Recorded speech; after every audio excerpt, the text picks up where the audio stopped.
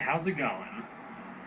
Today, let's take a detailed look at this very cool 2008 Pontiac Grand Prix GXP V8. And this is going to be a detailed, in-depth review of the GXP.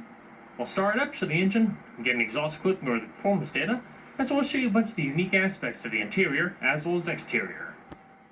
And before we begin, I'd like to take a moment to extend a big thanks and special shout out to the Flow GM Auto Center located in Winston-Salem, North Carolina for allowing me to come out and for providing the Grand Prix GXP featured in today's in-depth review. And so, without further ado, let's go ahead and start her up, let her run. The exterior color is known as liquid silver metallic, featuring a GXP specific combination of black leather as well as microfiber suede seating inserts.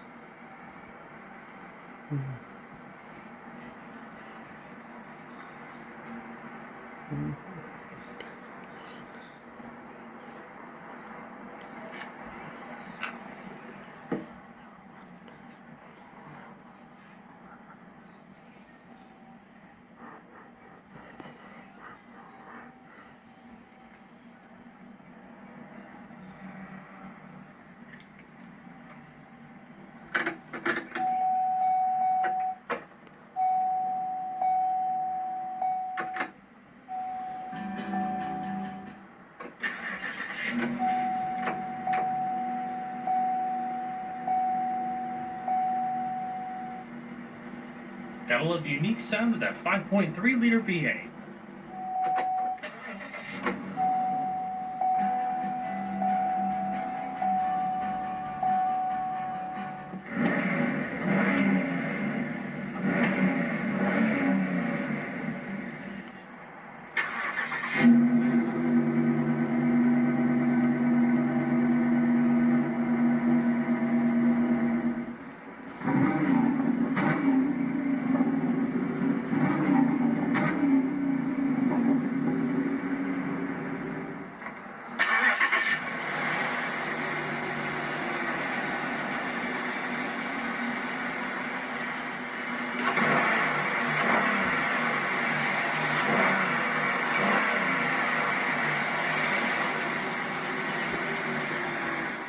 The Grand Prix GXP features hydraulic assist and variable ratio rack and pinion power steering, all fed through a unique 3-spoke leather and polished aluminum accented steering wheel. The polished aluminum highlights the spokes, whereas you have perforated leather coming across the entire wheel with unique white color accent stitching. Heavy grips up top help aid to the sporty flavor. As far as the gearbox, standard and only transmission option for the Grand Prix is a 4-speed automatic with electronic overdrive, as well as Pontiac's tap shift manumatic shifting. So basically, you bring it down to the M mode, and you can shift the vehicle manually via the paddles mounted behind the steering wheel. Finished off in a perforated leather shift knob to emulate the steering wheel, and the tap shift logo down below. And so, we'll go ahead and flip on the automatic headlamps, fog lamps, as well as the hazards. Only the driver's side window features an automatic down function. Yeah, we'll go ahead and check out the exterior, shall we? The thirst for that extra dose of performance is never ending. With applications in just about every segment from compacts to SUVs, there's one thing that's certain. There has to be an adequate level of power. On the other hand, to have power, you must have handling to be able to control that power and use it effectively. Therefore, injecting a heavy dose of performance into a front-wheel drive car can be tricky due to its inherent design. When you have two wheels that are constantly multitasking between delivering power to the pavement and directing the majority of the vehicle's weight, it tends to lead to excessive understeer through the corners and torque steer with hard acceleration if too much power is applied without the appropriate combative measures. With the Grand Prix GXP, Pontiac implemented quite an interesting solution for its entry to give it as neutral of a handling profile as possible. That and more will be explained after this short background. While front-wheel drive V8s aren't anything new, in the mid-2000s, GM's performance division began introducing high-performance variants of the widely used front-wheel drive W platform that provided the basis of the Pontiac Grand Prix, Buick LaCrosse, Chevrolet Impala, and Monte Carlo. This spawned a new generation of specially tuned sedans designed not only to be faster and more powerful, but to handle better, stop quicker, and have a greater degree of high-speed stability than a typical family sedan. These included the Grand Prix GXP, Impala SS, and LaCrosse Super. See the link in the description box below for my feature on the LaCrosse Super. Through the years, Pontiac has always catered to a wide variety of customers, but in my eyes, it was always one of the more exciting GM brands. The 7th generation Grand Prix originally debuted for the 2004 model year before being replaced by the G8 in 2008. Introduced in 2005, the GXP took the place as the flagship of the lineup in both handling and power, superior over the GTP with the competition package, making it one of the most powerful front-wheel drive cars you could buy at the time. At the heart of the GXP is a transverse-mounted 5.3-liter V8 that produces 303 horsepower sent to the front wheels by a beefed-up 4-speed automatic.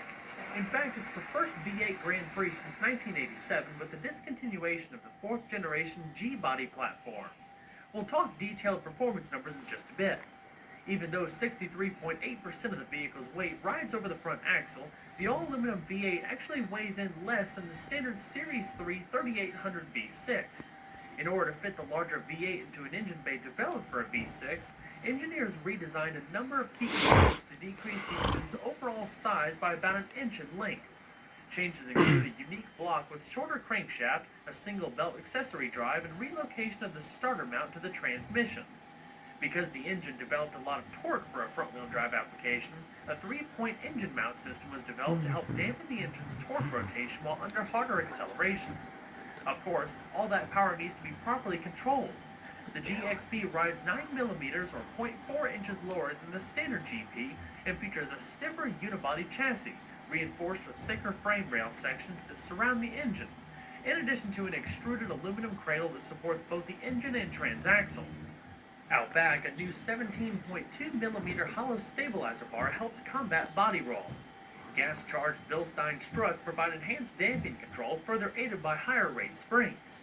The lower ride height gives the car a more aggressive stance while further signaling itself as something special with unique exterior elements. The front and rear fascias are more pronounced, while front-carrying twin chrome surrounds, modified lower intake, and brake cooling ducts. Fender vents, GXP badging, quad exhaust tips, rear-mounted spoiler, and polished aluminum wheels round out the outside changes. The GXP came with a unique wheel and tire package that helped give it a more neutral driving characteristic, working to reduce torque steer and understeer for more overall control. The forged aluminum 18-inch wheels are asymmetric in an unconventional way, 8 inches wide in front and 7 inches wide in the rear, giving the front wheels more contact with the road and balance it with the rear grip. They're wrapped in specially designed Bridgestone Potenza tires measuring 255/45 in front and 225/50 in the rear. The car was tested to hold up to 0.82 G of cornering forces and should boast significantly reduced understeer compared to the Impala SS, which didn't have the staggered wheel sizes. The brakes consist of 4-wheel ventilated and cross-drilled discs measuring 12.7 by 1.3 inches in front and 12 inches by 1 inch in the rear. With this setup, the GXP stops some 60 miles an hour in around 138 feet. The fully independent suspension consists of a McPherson strut setup in front and a multi-link rear with coil springs at all 4 corners and front and rear stabilizer bars.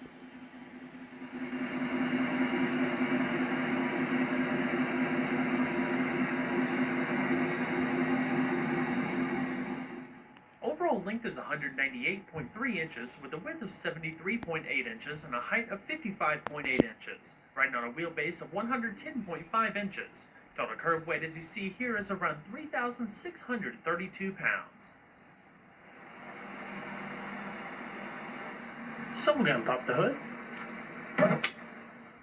The GXP, as we've touched on, is powered by a modified transverse-mounted version of GM's 5.3-liter small-block LS4 V8. The all-aluminum engine features a classic pushrod design with 2 valves per cylinder, hydraulic lifters, port fuel injection, and a compression ratio of 10:1. It produces a respectable 303 horsepower at 5,600 RPM and 323 pound-feet of torque at 4,400 RPM with a red line of 6,000 RPM. This translates to a 0 to 60 time as quick as 5.7 seconds, while the quarter mile flashes by in 14.3 seconds at 98 miles an hour. Top speed is limited to 143 miles an hour. As far as fuel economy, the V8 features GM's displacement on demand, or renamed active fuel management in later years, which allows four cylinders to shut off while cruising to a V4 format, boosting mileage by about 20%. With a 17-gallon fuel tank, EPA estimates range between 18 miles to a gallon in the city and 27 on the highway. The interior fit and finish of the 7th generation Grand Prix is much improved over the 6th gen, but still falls a bit short in overall quality of materials when compared to other cars in its class. Pontiac has a very unique style to the interior, centering all of the main cabin controls around the driver with plenty of circular air vents. The door panels feature subtle touches of soft-touch material and satin and aluminum brightwork, part of the GXP package. A large amount of storage down below, and all of your power windows, power locks, power mirrors are all located above the door handle. Not to mention your trunk release. Across the middle portion of the door, you also have a bit of perforated trim. The seats are unique to the GXP and feature a combination of leather and ultra-luxe suede for a grippier midsection. White color accent stitching trails around all of the edges. They provide a nice amount of support and comfort overall, and feature partial power and manual adjustments, power sliding tilting, power lumbar, and manual recline. The attention to detail is pretty decent overall, nothing too spectacular, but they do have a nice amount of lateral support with heavier defined bolsters across the sides. The headrests adjust up and down, as do the seatbelts with standard side airbags. GXP aluminum door sill entry guards, and a standard tilting steering wheel. A telescoping function wasn't available. A little bit of satin silver and brushed aluminum trim also accents the steering wheel and other key areas of the vehicle. The circular air vents are wrapped in subtle chrome trim, and everything's nicely finished off with a light gray headliner. A sunroof was optional. So let's go ahead and see how she sounds.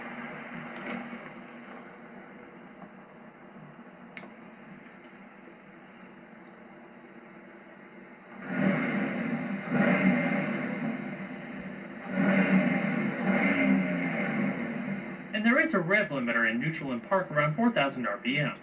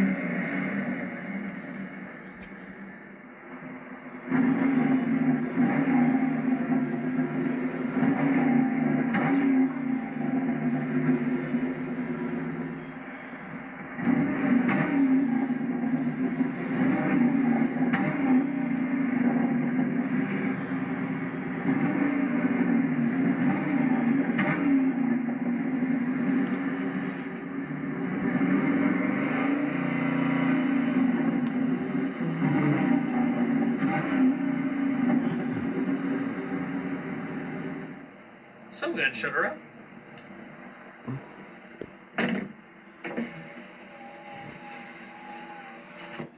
Now this GXP features the optional premium Monsoon audio system with an in-dash AM/FM radio with 6-disc CD changer and auxiliary integration. Not to mention standard XM satellite radio. A nice satin audio system overall that packs a reasonable punch.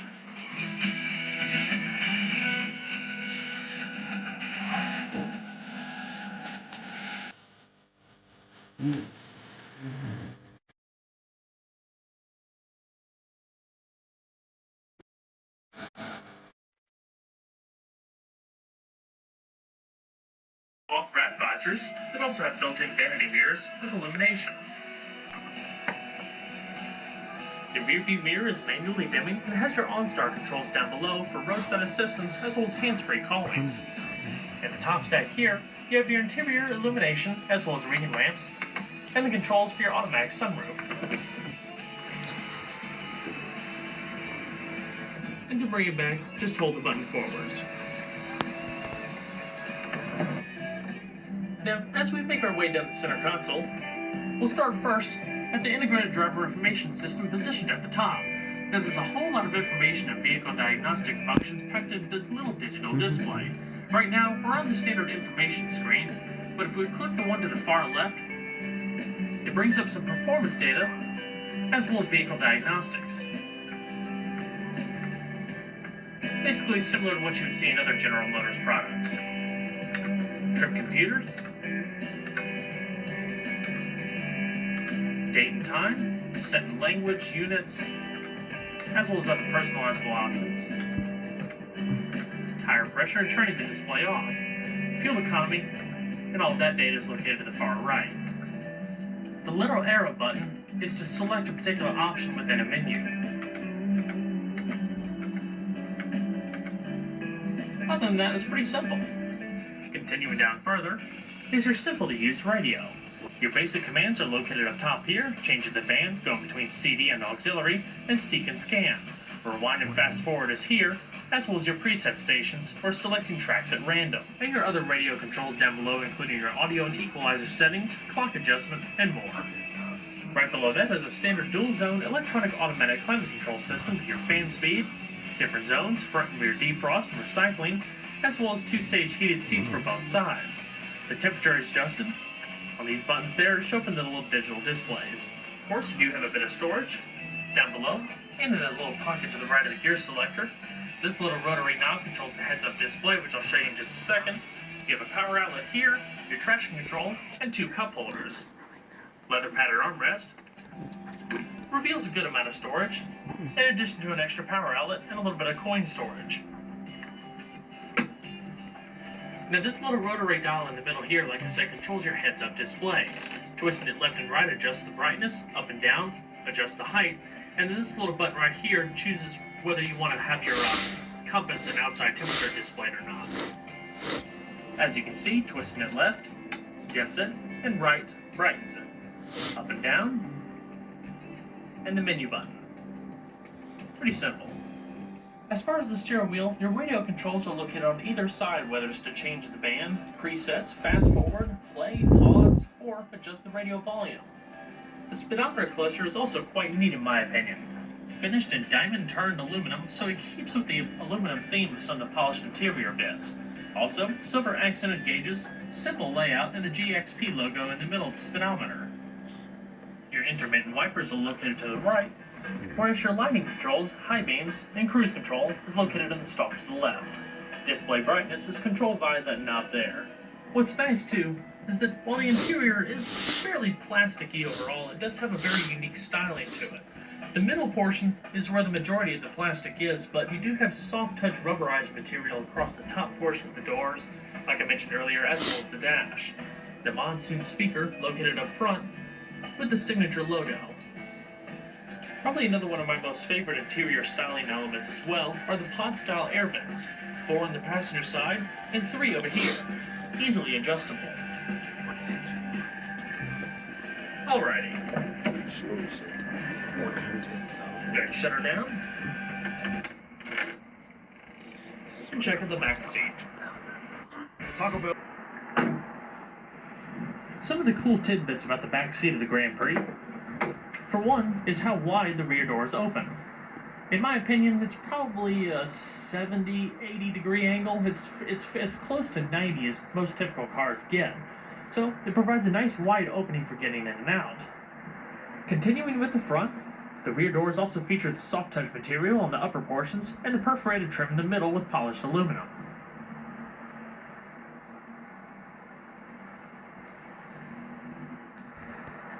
The back seat itself also features the combination leather as well as microfiber suede inserts. And they kind of sit nice and low, like a little bit of a bucket style. Another nice thing is if you need more storage space in the rear, all you have to do is fold down the seats, and they fold down in a 60-40 split fashion as long as the front seats are up a little bit more, so they'll fold completely flat. That way you can load extra cargo all the way to the front. Probably one of the coolest elements, though, is the passenger seat. If nobody's sitting up there and somebody's sitting back here, you can actually fold that seat flat and make like a little bit of a picnic table. And I'll show that when I hop in just a second. Now, even though the Grand Prix is a larger car, the back seat can be a little bit intimate for people over 6 feet, as far as legroom is concerned. That largely depends on how tall the people are sitting in front of you. The roof is also at a pretty good height for climbing in. You don't have to duck too much, but again, people over 6 feet might just want to be a little bit more cautious.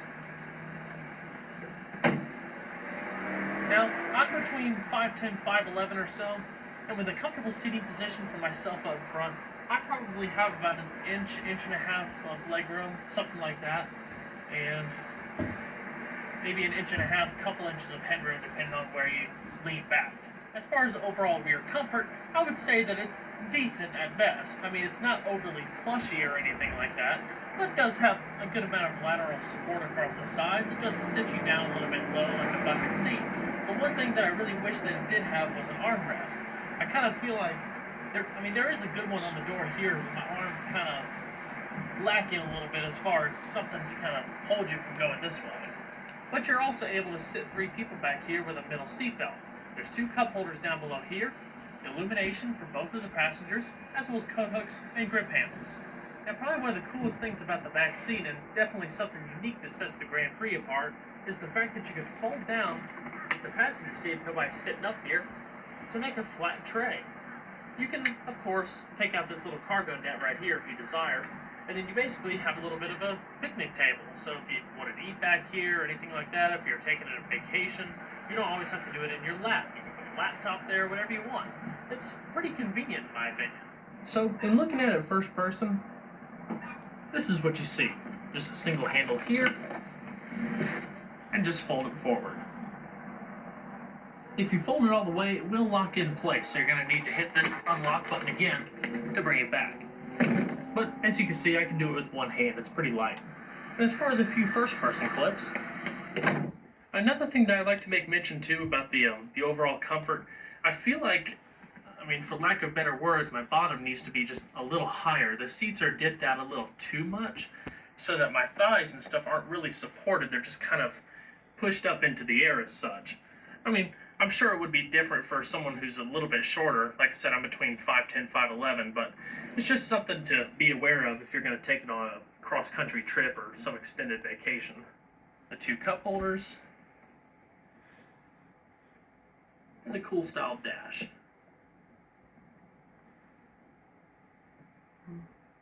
Alrighty. So let's go and check out the rest of the vehicle, shall we? Pop the Grand Prix's trunk and you'll find 16 cubic feet of total cargo capacity out back behind the rear seats. Of course, you can fold the seats down like I showed you a second ago if you need to expand the cargo space all the way to the front.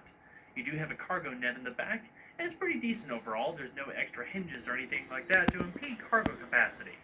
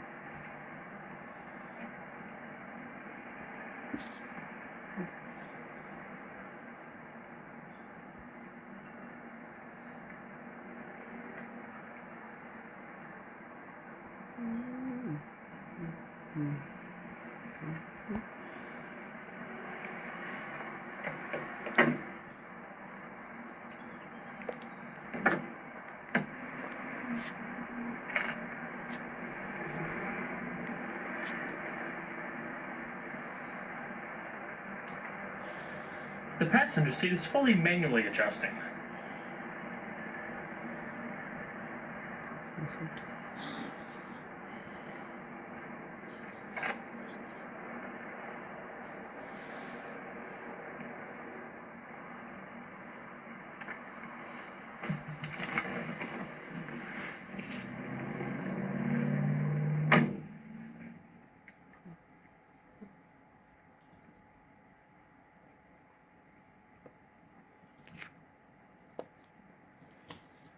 You also have a locking glove box down below.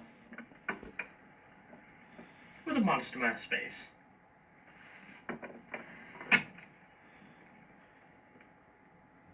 While a V8 front-wheel drive car may not make the most agile corner carving vehicle out there, it does provide a relatively good performance bargain on the used market.